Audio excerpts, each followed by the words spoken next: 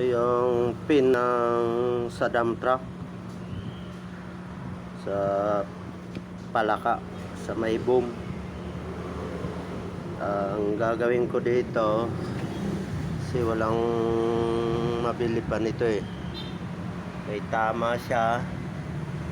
Build up machining ang gagawin ko dyan. Build upan ko yan, paikutan ko ng welding.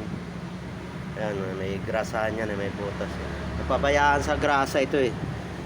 Kaya ayan, halatang halata, hindi pinasok ng grasa. Kaya nasira yung bushing. Ayan, kaya build upan ko yan. Bali 6 yan eh. Yung isa ipapabrikit ko na lang, kalahati na halos na natira. Kaya lahat yan, babalutin ko ng welding yan, build up machining. Ayan.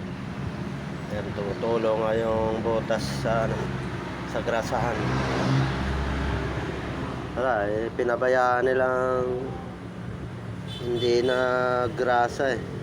May fittings naman. Siguro sa katamaran na rin, hindi napapansin ng may-ari yung pahinante na hindi pala nagagrasa. Kaya ito, ang sinira niya. Kung bibili naman sila nito, nasa 80,000 to.